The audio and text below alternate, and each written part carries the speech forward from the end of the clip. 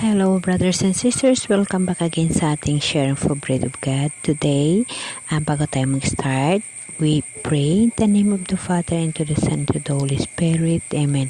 Lord, nagpapasalamat ako sa iyo sa mga grasya at bugay na binigay mo sa akin sa pagpalangka at sa kagalingan ng aking sakit. Ito ay isang blessing para sa akin. Lord, ngayong araw ng Sunday, maraming salamat dahil ako ay nakapunta sa church. Lord, maraming salamat sa mga bagay na iyong ipinagkaloob sa akin. Lord, maraming salamat lahat, Lord, ng nangyayari sa buong maglinggo ko at sa buong buhay ko ay mula sa iyo. Napakalaking blessing para sa akin. Maraming salamat sa iyo, Panginoon. Lord, again, thank you sa aking pagaling, sa aking sakit. Amen. Brothers and sisters, today is Sunday. Masaya ho ako dahil nakapunta ho ako sa church na napakaganda ho ang aking pakiramdam. Brothers and sisters, ito ay isang himala para sa akin dahil sa kalagayan ko na stroke survivor at ang aking medication is hindi sufficient dahil nawala naman tayong panggastos. Ngunit kahit papano, kahit kulang, nakainom mo ako ng gamot, ngunit mas priority ko ang lagi akong manalangin at manampalataya at magtiwala sa mahal na Diyos na ako ay pagalingin niya at may mga purpose siya para sa akin.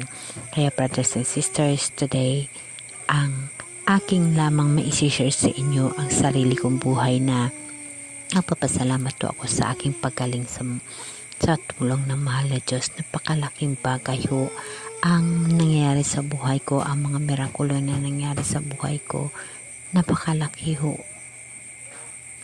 Alam niyo ba brothers and sisters na si Lord lamang ang aking inaasahan, kay si Lord lamang ang aking kakampi, si Jesus Christ lamang ang nagpagaling sa akin. Alam ko yun dahil na ako nanampalataya at natiwala sa Kanya.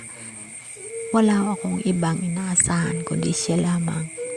Alam ko na ginawa niya ng paraan upang ako ay gagaling. Kaya nagpapasalamat ako dahil sa aking pagaling.